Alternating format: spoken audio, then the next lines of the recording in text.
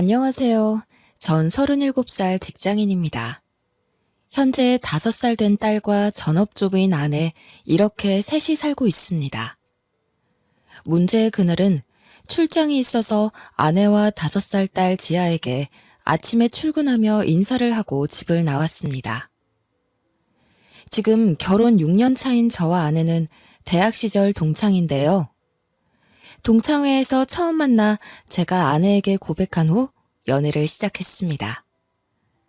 맞벌이를 하지 않는 아내가 집에서 내조를 잘해주기에 저는 바깥에서 더욱 열심히 일을 하며 지낼 수 있었지만 아무래도 경제적인 부담이 없는 것은 아니었습니다.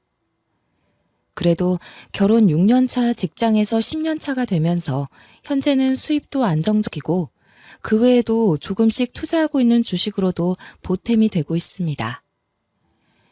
21평 아파트에 세 가족이 살고 있습니다만 지아가 초등학교 갈 때까지는 더 열심히 모아서 30평 아파트로 가면 어떨까 꿈을 꾸면서 매일매일 오늘도 열심히 일터를 향하고 있습니다. 출장 첫날 일을 마치고 밤 11시가 되어 근처 호텔로 퇴근을 했습니다. 막 씻고 나왔을 때쯤 한 통의 전화가 걸려왔더라고요. 아파트 입주자 대표 회장님으로부터 온 전화였습니다. 제가 지금 아파트 동대표를 맡고 있어서 금요일 밤이고 하니 아파트 앞 치킨집에서 맥주나 한잔 하자고 전화한 게 아닌가 하고 전화를 받았습니다. 전화를 받자마자 다급한 목소리가 들려왔습니다. 지아 아빠, 지금 어디야? 회장님, 이 밤에는 웬일이세요? 지금 사이렌 소리 안 들려? 지금 사동에서 화재 경보 올려서 다들 대피하고 있잖아. 불났어요? 회장님, 일단 끊을게요. 급하게 전화를 끊고 바로 아내에게 전화를 걸었습니다. 애타게 기다렸지만 전화를 받지 않더라고요. 다시 전화를 걸었는데 전원이 꺼져 있다는 음성만 들리더군요.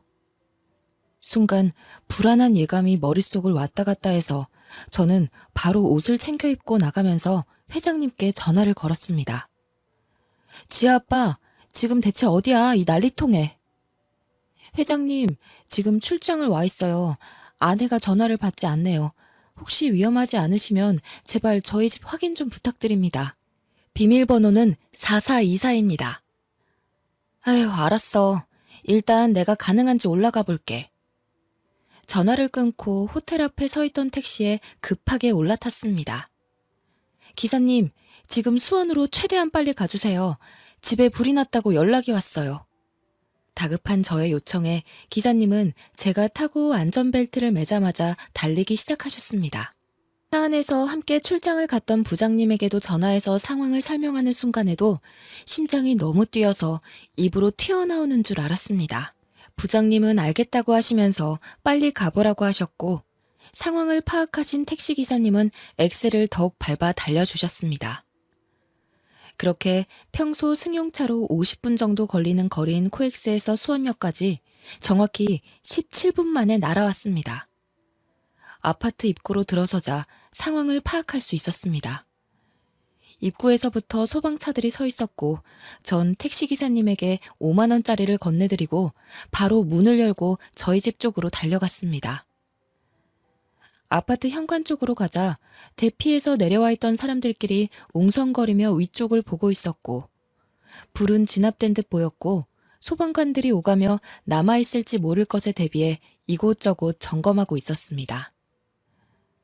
불이 난 곳은 제가 살고 있는 8층 바로 아래 702호였습니다. 702호 아주머니와 수첩을 들고 있는 소방관이 이야기를 주고받는 것을 보았고 저는 회장님에게 전화를 걸었습니다. 전화를 받은 회장님이 근처에 있어서 바로 찾을 수 있었고 가족들의 안부를 확인하려는 순간 지아 아빠 왔니? 회장님의 손을 잡고 걸어오는데 지아는 머리가 헝클어져 있었고 왼쪽 팔에 붕대를 감고 있었습니다. 놀란 저에게 회장님이 설명을 해주셨습니다. 저와 전화를 끊고 계단으로 저희 집에 올라갔는데 문을 열어보니 아무도 없었다고 합니다. 바깥으로 내려왔더니 소방차에 함께 온 구급차에 지아가 울면서 응급조치를 받고 있었다고 합니다. 사이렌 소리에 계단을 이용해 혼자 바깥으로 나오다가 거의 다 내려왔을 때쯤 사람들과 부딪히면서 넘어져 구급차로 데려갔다고 합니다. 다행이다, 지아야. 이만하길 다행이야. 아빠, 무서웠어. 딸이 뭔가 이야기를 하려고 하던 그때 소방관이 말을 걸어왔습니다. 801호 안전하게 모두 대피하신 건가요? 저 집에 있던 아내가 보이지 않는데요. 집에 계셨던 건 맞습니까? 이 시간이면 아내도 딸과 함께 집에 있을 시간인데요. 소방관은 저의 얼굴이 창백하다며 괜찮은지 물었고 전 아직 아내를 못 찾은 거에 안심을 하지 못하고 있었습니다. 일단 장인 장모님께 연락을 드렸고 저희 부모께도 연락을 드렸습니다. 아내의 안부를 확인하는 것도 중요했지만 지아를 데리고 병원으로 가보라는 소방관의 말에 일단 구급차를 타고 지아와 함께 병원으로 갔습니다. 회장님에게는 혹시라도 아내를 발견하면 연락 부탁드린다고 말해놨습니다. 구급차 안에서도 몇 번이고 아내에게 전화를 걸었지만 역시나 전원이 꺼진 채로 연결이 되지 않았습니다. 무슨 일이 생긴 건가 안 좋은 생각들이 머릿속을 가득 채우고 있었습니다. 병원에 도착했을 때였습니다. 갑자기 전화벨이 울렸습니다. 아내였죠. 여보세요? 아, 미안. 충전을 안 해서 배터리 나간 줄도 몰랐어. 지금 보니 부재중이 많이 와 있었네? 왜? 무슨 일 있어?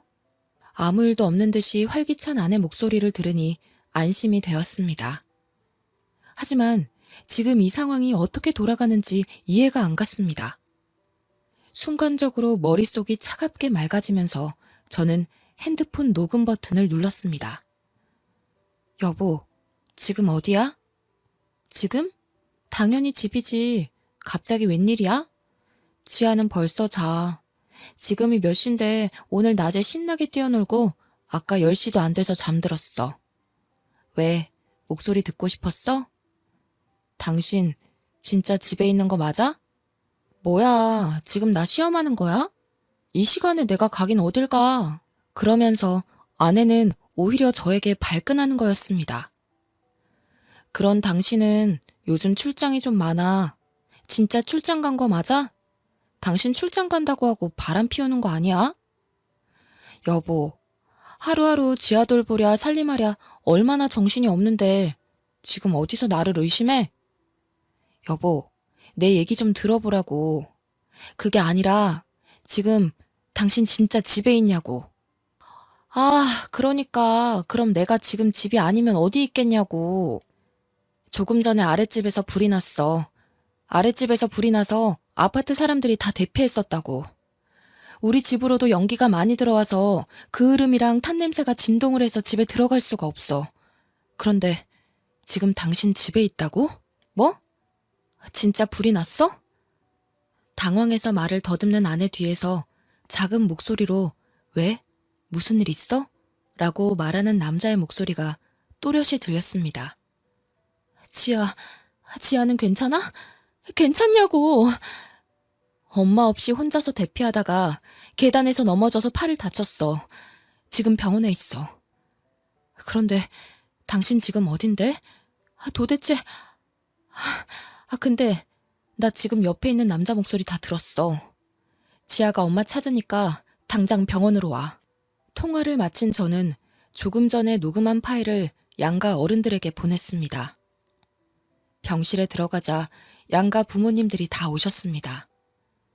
지아의 표정이 뭔가 불안해 보였습니다. 지아야, 괜찮아. 갑자기 지아가 울면서 화재 경보 소리에 잠에서 깨었는데 엄마가 보이지 않았고 집에는 연기가 차 있었다고 합니다. 무서워서 혼자 문을 열고 바깥으로 나왔고 엘리베이터가 작동이 안 돼서 계단으로 혼자 내려가다가 넘어졌다고 합니다. 그러면서 마치 엄마 허락도 안 받고 움직여서 다친 것 같은 생각이 들었나 봅니다. 엄마한테 혼날 것만 같아서 불안해했던 것 같습니다. 아니야, 지아야, 잘했어. 혼자서 그렇게 해줘서 오히려 아빠가 고마워. 잘했어. 그렇게 지아를 안고 토닥여주던 저는 순간 머리가 어지러지며 그대로 정신을 잃었습니다. 다음날 눈을 떠보니 병원 침대였습니다. 옆에는 지아와 제 어머니가 계셨습니다. 나 어제는 진짜 놀랐잖아. 얼마나 긴장하고 있었길래 병원에 와서 쓰러져? 그나마 다행이야. 처음 불이 난 걸 전화를 들었을 때부터 집에 왔을 때, 지아를 찾았을 때, 그리고 아내와 함께 있던 남자의 목소리를 들었을 때까지. 충격의 연속에 제가 많이 놀랬나 봐요. 잘 참고 오다가 한순간 긴장이 풀어지면서 기절을 하고 말았던 겁니다. 지아는 다행히 골절은 아니어서 팔에 임시로 했던 깁스는 제거했습니다. 걱정하는 지아에게 미소로 안심시켜 주었습니다만 제 마음속에는 아직 아내의 일이 신경 쓰였습니다. 그때였어요. 병실 문이 열리고 아내가 들어왔습니다. 그리고 지아에게 먼저 인사를 건넸지만 지아는 할머니 품에서 떨어지지 않았고 엄마를 쳐다보지 않았습니다. 아내가 저에게 말했습니다. 어떻게 된 거야? 걱정했잖아. 생각보다 멀쩡해서 다행이야. 어서 일어나서 퇴원하자. 지아야, 엄마랑 아빠랑 할머니랑 맛있는 거 먹으러 가자. 당신 갑자기 어제는 뭐 하자는 거야?